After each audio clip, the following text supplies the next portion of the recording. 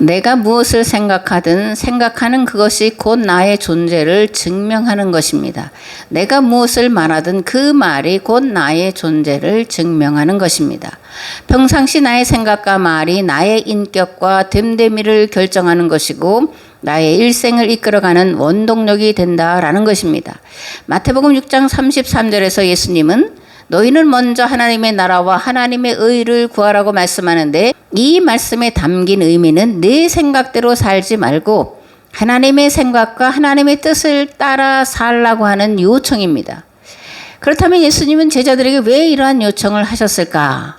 하나님의 생각과 하나님의 뜻이야말로 가장 인간다운 인간이 되게 하는 것이기 때문이고, 하나님의 마음과 일치를 이루고 하나님의 방법과 일치를 이루고 사는 삶, 그것이 가장 고상하고 가장 가치 있는 삶이기 때문입니다. 아멘. 선한 생각과 선한 말이 선한 열매로 이어지는 것과 같은 원리로 악한 생각과 악한 말은 악한 행위의 열매를 맺게 되는데, 그래서 예수님은 마태복음 5장에서 10계명 제6계명과 7계명에 대해서 행위 이전에 마음에 품은 악한 생각과 악한 말이 곧 죄라고 말씀을 하고 있는 겁니다. 옛사람에게 말한 바 살인하지 말라, 누구든지 살인하면 심판을 받게 되리라 하는 것을 너희가 들었으나 나는 너희에게 이르노니 형제에게 노하는 자마다 심판을 받게 되고 형제를 대하여 라가라 하는 자는 공회에 잡혀가게 되고 미련한 놈이라 하는 자는 지옥불에 들어가게 되리라. 또 간음하지 말라 하였다는 것을 너희가 들었으나 나는 너희에게 이르노니 음욕을 품고 여자를 보는 자마다 마음에 이미 간음하였느니라. 어떤 말을 하고 어떤 생각을 하든 그것이 이미 죄다, 이렇게 예수님은 말씀을 하고 있습니다. 생각하는 것이 곧 나고 말하는 것이 곧 나라는 거예요. 그러므로 무엇을 생각하고 무엇을 말하는지 항상 조심해서 해야 됩니다. 자기 자신을 향해서는 항상 근신하고 경계하는 말과 행동을 해야 하고, 타인을 향해서는 축복하는 말과 생각을 해야 합니다. 로마서 12장에서 사도 바울은 이렇게 말합니다. 너희를 박해하는 자를 축복하라. 축복하고 저주하지 말라. 즐거워하는 자들과 함께 즐거워하고 우는 자들과 함께 울라. 아무에게도 악을 악으로 갚지 말고 모든 사람 앞에서 선한 일을 도모하라. 할 수 있거든 너희로서는 모든 사람과 더불어 화목하라. 악에게 지지 말고 선으로 악을 이기라. 아멘. 오늘 함께 나눌 말씀은 빌립보서 4장 8절부터 마지막 절까지인데 봉독을 하겠습니다. 끝으로 형제들아, 무엇에든지 참되며 무엇에든지 경건하며 무엇에든지 옳으며 무엇에든지 정결하며 무엇에든지 사랑받을 만하며 무엇에든지 칭찬받을 만하며 무슨 덕이 있든지 무슨 기림이 있든지 이것들을 생각하라. 너희는 내게 배우고 받고 듣고 본 바를 행하라. 그리하면 평강의 하나님이 너희와 함께 계시리라. 내가 주 안에서 크게 기뻐하면 너희가 나를 생각하던 것이 이제 다시 싹이 남이니 너희가 또한 이를 위하여 생각은 하였으나 기회가 없었느니라. 내가 궁핍함으로 말하는 것이 아니라 어떠한 형편에든지 나는 자족하기를 배웠노니 나는 비천에 처할 줄도 알고 풍부에 처할 줄도 알아. 모든 일 곧 배부름과 배고픔과 풍부와 궁핍에도 처할 줄 아는 일체의 비결을 배웠노라. 내게 능력 주시는 자 안에서 내가 모든 것을 할 수 있느니라. 그러나 너희가 내 괴로움에 함께 참여하였으니 잘하였도다.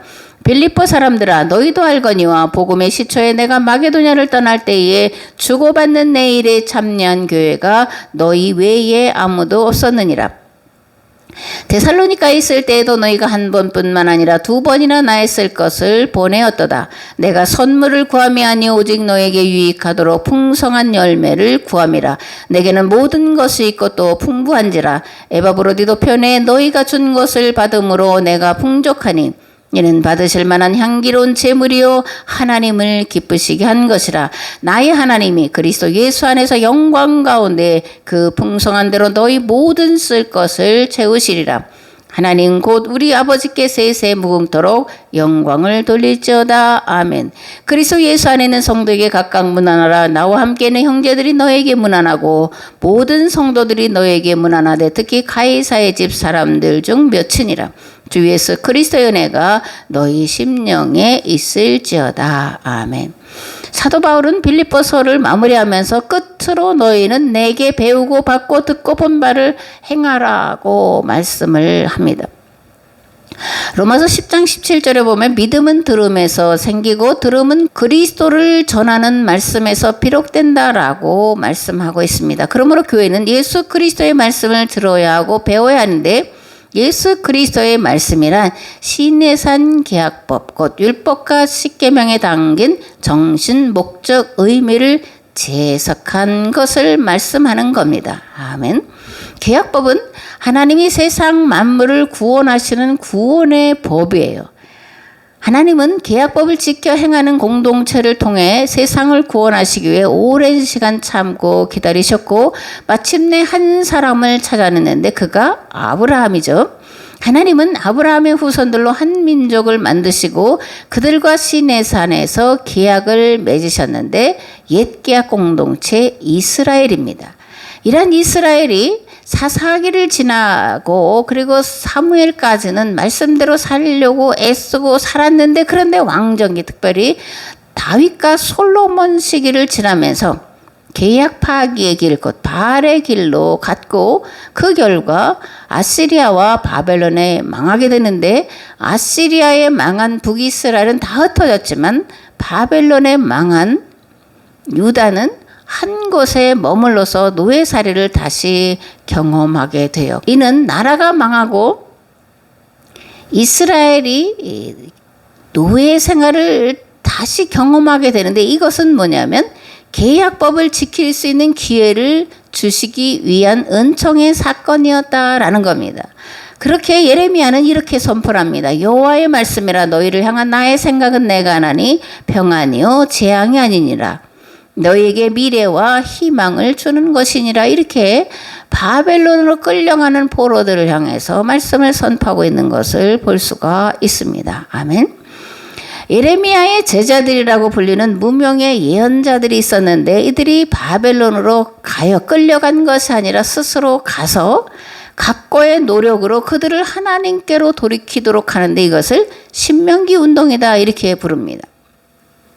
신명기 운동, 즉 여호와의 말씀으로 돌이키는 회개의 운동과 말씀을 배우고 가르치는 성경 공부 운동을 통해서 하나님은 그들에게 다시 한번 계약법을 지킬 수 있는 기회를 주셨는데 고레스 칙량에 따른 포로 귀환이었습니다.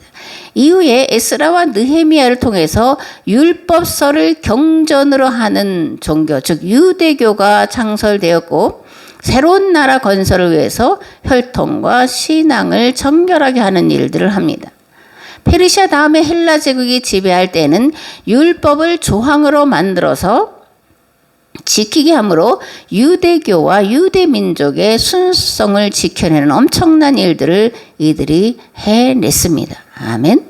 근데 문제가 뭐냐면 시대가 바뀌었음에도 여전히 지난 시대의 교리와 신학을 따라서 이 백성들을 가르쳤다라는 데 있습니다. 즉 헬라 제국 시대가 지나고 로마 제국이 다스릴 때 로마 제국은 종교에 대해서는 박해를 한 것이 아니에요.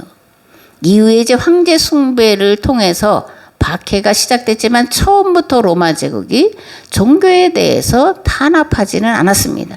그러한 때에 이 유대인 바리새인들과 서기관들은 여전히 포로기에 이스라엘 공동체를 참회의 길로 이끈 인과응보 교리와 헬라 제국 시대에 만들어진 유대교 율법으로 유대 사회를 지배하고 있었다라는 데 문제가 있었습니다. 고인물은 썩게 마련이죠.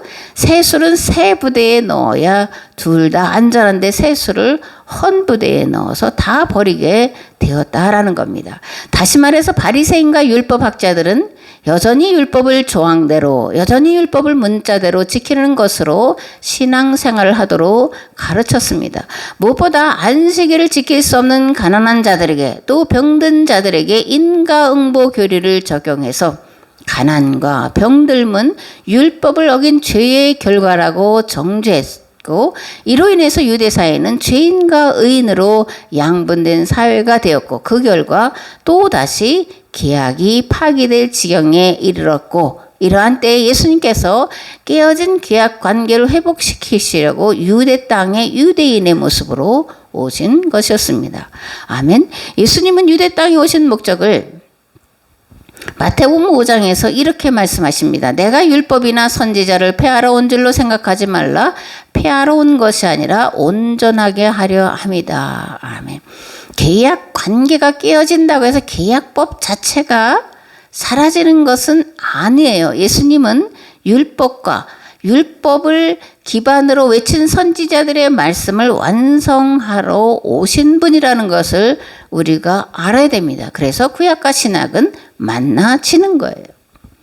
예수님은 옛계약 공동체 이스라엘이 하나님과 계약 관계로 돌이킬 수 없는 지경에 이르렀을 때에 그래도 마지막 기회를 주시려고 유대 땅에 유대인의 모양으로 오셨다라는 겁니다. 그러나 그들은 끝끝내 예수님을 거부했고 그래서 그들과 맺은 계약은 파기되기에 이르렀습니다. 예수님의 십자가는 이들의 죄를 대신 담당하기 위한 대속의 십자가였고 더 나아가서 새로운 계약 공동체인 교회가 이 땅에 세워졌음을 공표하는 영광스러운 자리였습니다. 예수님의 대속의 십자가의 죽으심과 부활과 승천 이후 구원 사역은 교회에 위임되었습니다. 교회는 세상을 구원할 구원 공동체예요.